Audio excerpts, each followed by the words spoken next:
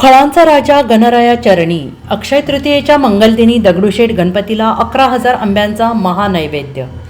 3.5 मुहूर्तांपैकी एक असलेल्या अक्षय तृतीयेच्या मंगलदिनी दगडूशेठ गणपतीला 11,000 आंब्यांचा महानैवेद्य दाखवण्यात आलेला आहे।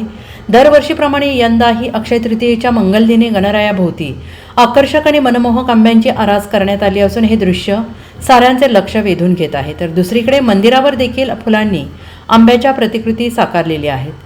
प्रवेशद्वारापासून गाभाऱ्यापर्यंत फुलांनी केलेली सजावट अशा मनोहरी वातावरणात स्वराभिषेकातून अक्षय तृतीयेच्या निमित्ताने गणरायाचरणी सेवा अर्पण करण्यात आली आहे। ही आंब्यांची आरास पाहण्याबरोबरच भाविकांनी पहाटेपासून गणरायाच्या दर्शनासाठी मोठी गर्दी केली होती। पुण्यातील प्रसिद्ध व्यापारी देसाई बंधू आंबेवाले यांचे मंदार देसाई आणि कुटुंबियांच्या वतीनं हा महानैवेद्य देण्यात आला। तत्पूर्वी पहाटे 3 वाजता ब्रह्मानस्पती सूक्त अभिषेक करण्यात आला। त्यानंतर वेदश्री खाडीलकर ओक यांनी बाप्पाच्या चरणी आपली गायन सेवा सादर केली।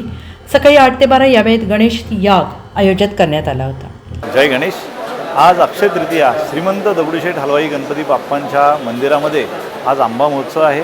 श्रींच्या चरणी 11,000 आंब्यांचा महानैवेद्य हा भक्तांच्या वतीने बाप्पांना अर्पण करण्यात आलेला आहे आणि आज पहाटे 4 ते 6 मंदिरामध्ये स्वराभिषेक हा संपन्न झाला। वेदश्री खाडीलकर ओक यांनी गणरायांची स्वरपूजा बांधली।